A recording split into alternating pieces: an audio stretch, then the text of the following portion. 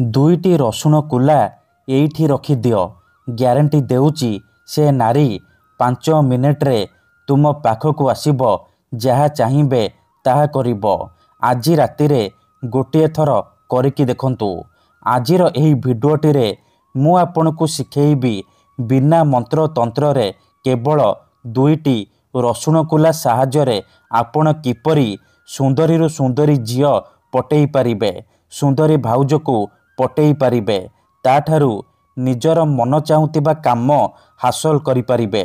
ଏହି ବଶୀକରଣ କରିବା ପାଇଁ ଆପଣଙ୍କୁ କିଛି ବି ପଇସା ଖର୍ଚ୍ଚ କରିବାକୁ ପଡ଼ିବନି କିମ୍ବା କିଛି ବି ସାମଗ୍ରୀର ଆବଶ୍ୟକ ନାହିଁ। କେବଳ 2ଟି ରସୁଣ କୁଲା ସାହାଯ୍ୟରେ ଆପଣ ସୁନ୍ଦରୀରୁ ସୁନ୍ଦରୀ ଝିଅ ପଟେଇ ପାରିବେ। ପଡ଼ିଶା ଘର ସୁନ୍ଦରୀ ଭାଉଜକୁ ନିଜ ବଶରେ କରିପାରିବେ। ତାଠାରୁ ନିଜର ମନ ମୁତାବକ କାମ ହାସଲ କରିପାରିବେ। ଆଜ୍ଞା ହଁ, ଆପଣ ସମସ୍ତଙ୍କର ଇଚ୍ଛା ଥିବ ସୁନ୍ଦରୀରୁ ସୁନ୍ଦରୀ ଝିଅକୁ ପଟେଇବା ପାଇଁ, ପଡ଼ିଶା ଘର ସୁନ୍ଦରୀ ଭାଉଜକୁ ପଟେଇବା ପାଇଁ, ତାକୁ ନିଜ ପ୍ରେମରେ ଦିବାନୀ କରି ତାଠାରୁ ନିଜର ମନ ମୁତାବକ କାମ ହାସଲ କରିବା ପାଇଁ। କିନ୍ତୁ ଇଏ ଏତେ ସହଜ ନୁହେଁ। ଏଥିପାଇଁ ଆଜିର ଏହି ଭିଡ଼ିଓଟି ଆପଣଙ୍କର କାମରେ ଆସିବ। କାରଣ ଆଜିର ଏହି ଭିଡ଼ିଓଟିରେ ମୁଁ ଆପଣଙ୍କୁ ଶିଖେଇବି ବିନା ମନ୍ତ୍ରତନ୍ତ୍ରରେ କେବଳ 2ଟି ରସୁଣ କୁଲା ସାହାଯ୍ୟରେ ଝିଅ ପଟେଇବା ପାଇଁ ବଶୀକରଣ, ବିବାହିତା ନାରୀକୁ ପଟେଇବା ପାଇଁ ବଶୀକରଣ। ଏହି ବଶୀକରଣ ଏତେ ଶକ୍ତିଶାଳୀ କି ଯିଏ ବି ଏହାକୁ କରିଛି ସଫଳ ହେଇଛି। ବର୍ଷ ବର୍ଷ ଧରି ଭାଙ୍ଗି ଯାଇଥିବା ପୁରୁଣା ପ୍ରେମକୁ ଫେରାଇ ଆଣିପାରିଛି। ଶାଶୁ, ନଣନ୍ଦ, ଦିଅର, ଭାଉଜ କାହାକୁ ବି ନିଜ ବଶରେ କରି ତାଠାରୁ ନିଜର ମନ ମୁତାବକ କାମ ହାସଲ କରିପାରିଛି। ନମସ୍କାର ଫ୍ରେଣ୍ଡସ୍, ଓଡ଼ିଆ ଫଣ୍ଡା ଚ୍ୟାନେଲକୁ ଆପଣମାନଙ୍କୁ ସ୍ୱାଗତ। 2ଟି ରସୁଣ କୁଲାର ଏହି ବଶୀକରଣ ପ୍ରଚଣ୍ଡ ମହାଶକ୍ତିଶାଳୀ ବଶୀକରଣ। ତେଣୁ ଏହାକୁ ଆପଣ ଭାବିଚିନ୍ତିକି ପ୍ରୟୋଗ କରିବେ। ମନରେ କୌଣସି ଖରାପ ଉଦ୍ଦେଶ୍ୟ କିମ୍ବା କୌଣସି ଖରାପ କାମ ପାଇଁ ଆପଣ 2ଟି ରସୁଣ କୁଲାର ଏହି ବଶୀକରଣ ପ୍ରୟୋଗ କରିବେନି। ଯଦି ଆପଣ ସତରେ ସେ ଝିଅକୁ ଭଲ ପାଉଛନ୍ତି, ତାକୁ ବିବାହ କରିବାକୁ ଚାହୁଁଛନ୍ତି, ତେବେ ଆପଣ ଏହି ବଶୀକରଣ ପ୍ରୟୋଗ କରିବେ। ଅନ୍ୟଥା ମନରେ କୌଣସି ଖରାପ ଉଦ୍ଦେଶ୍ୟ କିମ୍ବା କୌଣସି ଖରାପ କାମ ପାଇଁ ଆପଣ ଏହି ବଶୀକରଣ ପ୍ରୟୋଗ କରିବେନି। ଠିକ୍ ଅଛି, ତେବେ ଏହି ବଶୀକରଣ କରିବା ସବୁଠାରୁ ସହଜ। ଏହାକୁ ଆପଣ କିପରି କରିବେ, କେମିତି କରିବେ, ଏହାର ପ୍ରୟୋଗ ବିଧି କ'ଣ, ମୁଁ ଆପଣଙ୍କୁ ଶିଖେଇବି। ସମ୍ପୂର୍ଣ୍ଣ ପ୍ରୟୋଗ ବିଧି ଠିକ୍ ଭାବରେ ଶିଖେଇବି। ଜାଣିବା ପାଇଁ ମୋର ଆପଣମାନଙ୍କୁ ଅନୁରୋଧ କି ଆପଣ ଭିଡ଼ିଓଟିକୁ ମୂଳରୁ ଶେଷ ପର୍ଯ୍ୟନ୍ତ ଧ୍ୟାନ ସହିତ ଦେଖନ୍ତୁ। ବିଧିଟି ଜାଣିବା ପୂର୍ବରୁ ଯଦି ଆପଣ ଆମ ଚ୍ୟାନେଲକୁ ପ୍ରଥମ ଥର ଆସିଛନ୍ତି, ତେବେ ଦୟାକରି ଚ୍ୟାନେଲକୁ ସବସ୍କ୍ରାଇବ୍ କରି ପାଖରେ ଥିବା ବେଲ୍ ଆଇକନ୍କୁ ମଧ୍ୟ ଦବାଇ ଦିଅନ୍ତୁ।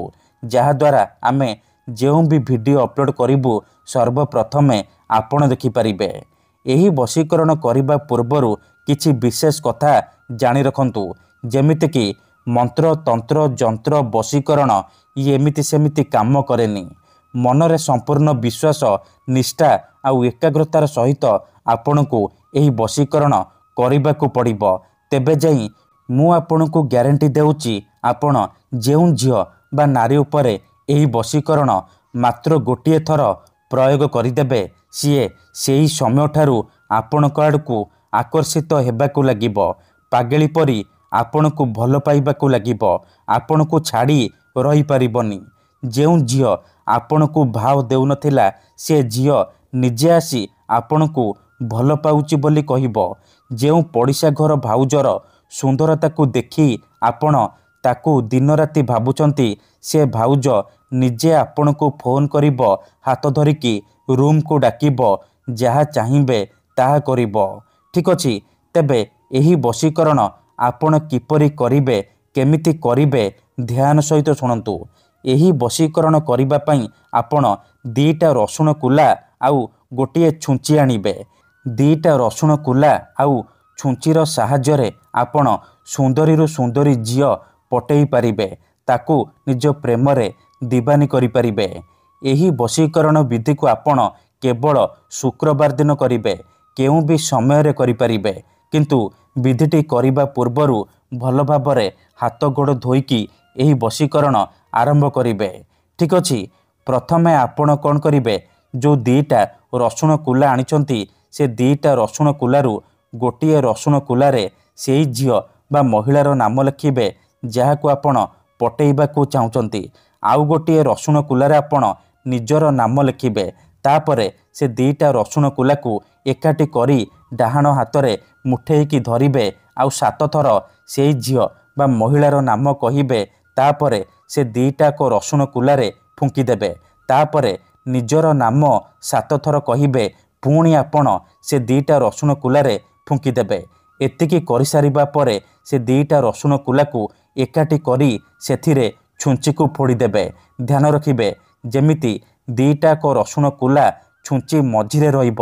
ଛୁଞ୍ଚି ଭଲ ଭାବରେ ସେ 2ଟାକ ରସୁଣ କୁଲାରେ ଫୋଡ଼ି ହେଇଯିବ। ତାପରେ କ'ଣ କରିବେ, ଆଖି ବନ୍ଦ କରିକି ସେଇ ଝିଅ ବା ନାରୀକୁ ମନେ ମନେ ଭାବିବେ। ତାର ମୁହଁକୁ ନିଜ ମନରେ ଭାବିବେ।